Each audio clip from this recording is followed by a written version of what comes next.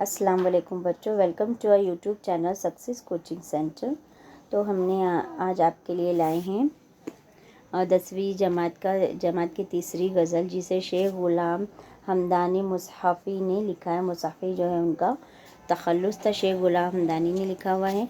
इसमें हमको पहली बात में कौन सी बातों को से मुतवज्जा किया जा रहा है हम देखते हैं। मुख्तलिफ़ शायरों के मौज़ूआत में लब व लहजे और लफ्ज़ियात के एतबार से फ़र्क पाया जाता है, यानी उनके लिखने का अंदाज़, ज़बान का अंदाज़, उसमें सब में फ़र्क नज़र आता है। जो शायर जिस लहजे में बात करते हैं बच्चों, उसी लहजे में जो है वो उनके रिटन में भी, उनकी लिखने में भी वही अंदाज़ हमको नज़र आता है। दिल्ली और लखनऊ के शायरों में ये फ़र्क नुमाया तौर पर देखा जा सकता है। लखनऊ की सरज़मीन से उभरने वाले शायरों के यहाँ लफ्ज़ों का इंतखाब और ज़बान को संवारने का ख़ास एहतमाम मिलता है। इसके बरक्स दिल्ली में ख़याल की सादगी के एतबार से शायरी ने अपना मख़सूस अंदाज़ इख्तियार किया है। मुसहफ़ी के हाम दिल्ली और लखनऊ के रंग नुमाया हमको नज़र आते हैं। उनकी तहरीर में हमको ये समझ में आता है। अब जान पहचान, जिसमें मुसहफ़ी शेख ग़ुलाम हमदानी मुसहफ़ी के बारे में पूरी नॉलेज दी गई है। वो कहाँ के थे, उनकी पैदाइश कब हुई थी, वगैरह वगैरह। मुसहफ़ी की पैदाइश 1747 में अकबरपुर अमरोहा में हुई। यहीं उन्होंने इब्तिदाई तालीम भी हासिल की। फिर आला तालीम की गर्ज से वो दिल्ली गए। दिल्ली में उनकी शायरी को अच्छा जो है वो सपोर्ट मिला, फ़रोग़ मिला। इस शहर की तबाही के बाद वो लखनऊ आकर शहज़ादा मिर्ज़ा सुलेमान शिकवा के मुलाजिम हो गए। जबकि जो है वो हमको जब पता चला था कि दिल्ली का शहर बर्बाद हो गया था, 1747 के बाद की बात है ये, तो वो कहाँ चले गए, लखनऊ जाकर शहज़ादा मिर्ज़ा सुलेमान के जो है वो मुलाजिम बन गए। मुसहफ़ी एक क़ादिरुल कलाम शायर थे। वो उर्दू फ़ारसी के अलावा अरबी पर भी उबूर रखते थे, यानी जो है वो उस पर भी उनको कमांड हासिल था।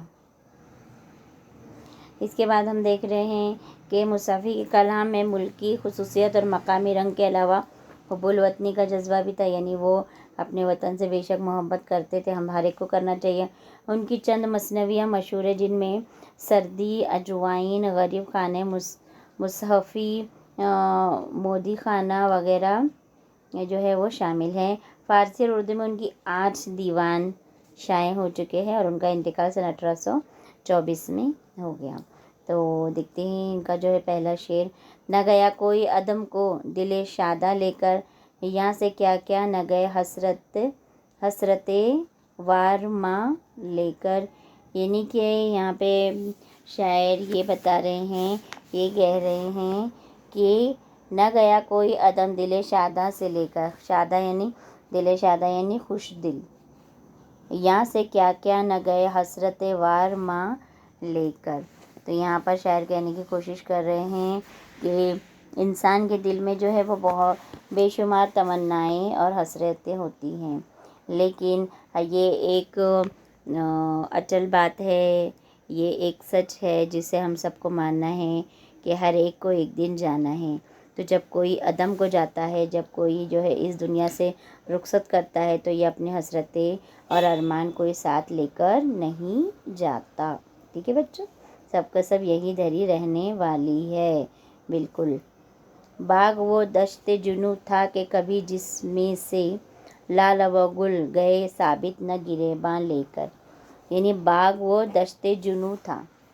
बाग, यहाँ पे बाग यानी कि शायर कहना चाह रहे हैं कि बाग वो दश्ते जुनू था कि कभी जिसमें से लाल व गुल गए साबित न गरेबां लेकर। लाल व गुल जो है वो यहाँ पे बाग के लिए इस्तेमाल किया गया है। लाल व गुल यानी कि बाग, जिसे कि लाल व गुल कह रहे हैं। शायर कह रहे हैं कि ये दुनिया जो है वो जितनी भी यहाँ पर हम हरियाली देख लें, लेकिन जो है एक दिन जिस तरह जो है हम कितनी भी अपनी ज़िंदगी में जो है एंजॉयमेंट कर ले, कितना भी कुछ हम कर ले, आखिरकार जो है वो कितना ही हम अपने आप को सेव कर ले, आखिरकार हमको इस दुनिया से कुछ करके जाना है। तो ये दुनिया एक बाग है, और इस बाग में जिस तरह हम वीरानी से गुज़रने से डरते हैं, जिस तरह हम वीरानी से डरते हैं, वीरानी के कांटों से डरते हैं, उसी तरह जो है हमको अपनी मौत से डरना नहीं चाहिए।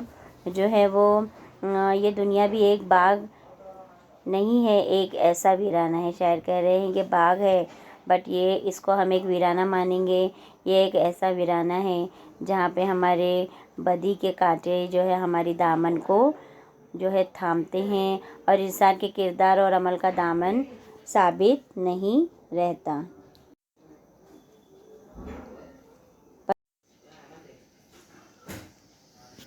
پردے خاک میں سو سو رہے جا کر افسوس، یعنی کہ پردے خاک سے مراد ہے یہاں پر کہ قبر میں جو ہے وہ اچھے اچھے جا کر جو ہے وہ سو رہے ہیں، افسوس کر رہے ہیں۔ پردے رخسار پہ کیا کیا میں تابہ لے کر، شاعر کہہ رہے ہیں کہ کیسے بھی ہو، کتنے بھی حسین ہو رخسار ہو، کتنے بھی جمیل ہو، جو ہے ہر ایک کو جو ہے اس خاک کے پردے میں سو رہے ہیں، سونا ہی ہے۔ ان کے رخسار پر جو ہے وہ میں تابہ کا نور جھلکا کرتا تھا، مگر افسوس کہ کبھی ان کے رخسار پر جو ہے تابہ کا یعنی تاب کا نور جو ہے وہ چھلکتا تھا، لیکن اب افسوس در افسوس جو ہے وہ آج وہ پیوند خاک ہے، اور اللہ باقی جو ہے وہ اللہ کی مرضی ہے، کس کو کب جانا ہے، ہر ایک کو ایک نہ ایک دن جانا ہے۔ یہ دنیا فانی ہے، جو ہے اللہ تعالیٰ بتا رہے ہیں کہ من کل فانی کی تفسیر بیان کرتے ہیں کہ ہر ایک کو ایک دن اس دنیا سے رخصت ہونا ہے۔ ابر کی طرح سے کر دیویں گے عالم کو نہال، ابر کی طرح، ابر یعنی کا مطلب ہوتا ہے بادل، بادل جو ہے وہ عالم کو کس طرح نہال کرتے ہیں، بارش برسا کر ہم جدھر جاویں گے دیدے گریاں لے کر، یعنی ہم جس طرح بارش جو ہے سارے عالم کو نہال کر دیتی ہے، ہم بھی اسی طرح جدھر جائیں گے اپنے آنسوؤں سے لوگوں کو بےحال کر دیں گے۔ پھر گئی سوئے اسیران قفس باد صبا، پھر گئی سوئے اسیران قفس باد صبا، خبر آمد ایام بہارا لے کر۔ تو یہاں پہ جو ہے اسیران قفس، اسیران قفس کا سوئے اسیران قفس سے مراد ہے پنجرے کے قیدی، پنجرے میں رہنے والے قیدی کون ہے بچوں؟ جی ہاں، ہمارے جو ہے وہ پرندے جو پنجرے میں رہتے ہیں۔ تو باد صبا جو ہے، باد صبا کا مطلب ہوتا ہے ہوا، ہوا جو ہے پھر سے جو ہے وہ پنجرے کے جو ہے وہ جو بھی پنجرے میں قید ہے ان تک ہوا کے ذریعے خبر لے جا رہی ہے۔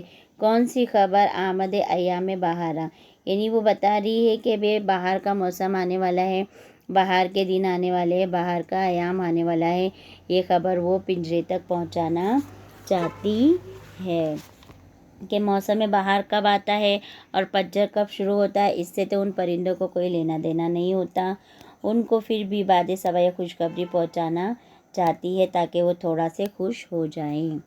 رنج پر رنج جو دینے کی ہے خو قاتل کی، ساتھ آیا ہے بہم تیغ و نمک داں لے کر، یعنی رنج پر رنج جو ہے ان کا محبوب جو ہے وہ انہیں صرف غم ہی غم دینا چاہتا ہے، رنج ہی رنج دینا چاہتا ہے، جو ان کا قاتل ہے، اور اب وہ ہے ان کو قتل کرنے کے لیے آیا تو ہے، بس ساتھ میں جو ہے وہ نمک بھی لایا ہے تاکہ وہ ان کے زخم پر نمک چھڑکے اور خوش ہو، یعنی کہ اگر شاعر کو تکلیفیں ہوں گی تو انہیں وہ خوشی محسوس ہوں گی۔ کہتے ہیں نا کہ زخم پر نمک نہ چھڑکو، زخم پر نمک چھڑکنا یعنی ہم سوچ سکتے ہیں کہ کتنا درد ہوتا ہوگا۔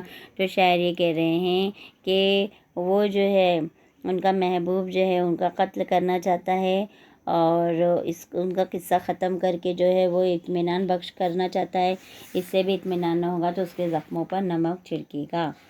ٹھیک ہے بچوں، مصحفی یعنی یہ آخری شعر ہے جس میں شاعر اپنے تخلص کا استعمال کر رہا ہے۔ مصحفی گوش عزلت کو سمجھ تخت شہین، تخت شہین یہاں پہ جو ہے وہ گوشے عزلت سے مراد ہے تنہائی کا کونا، ایک کونے میں جہاں ہم تنہائی میں جو ہے وہ چلے جاتے ہیں، اور تخت شہین یعنی شاہی تخت، کیا کرے گا تو اب سے ملک سلیمہ لے کر، سلیمہ لے کر، ملک سلیمہ لے کر، جس طرح سلیمان علیہ السلام کا جو اتنا بڑا جو ہے وہ حضرت سلیمان علیہ السلام کے تخت اور سلطنت تھی، اس کی مثال دیتے ہوئے کہہ رہے ہیں کہ تو اتنا سارا بھی لے کر کیا کرے گا، جیسے جو ہے وہ ایک فقیر کو کوئی سلطنت کام کی نہیں، اسی طرح میرے لیے کوئی دولت کام کی نہیں ہے۔ شاعر کہہ رہے ہیں کہ اے مصحفی گوش نشی اختیار کر کے یہی تیرے لیے باعث عافیت ہے، یہی تیرے لیے اچھا ہے، تجھے تخت و تاج سے کوئی لینا دینا نہیں ہے۔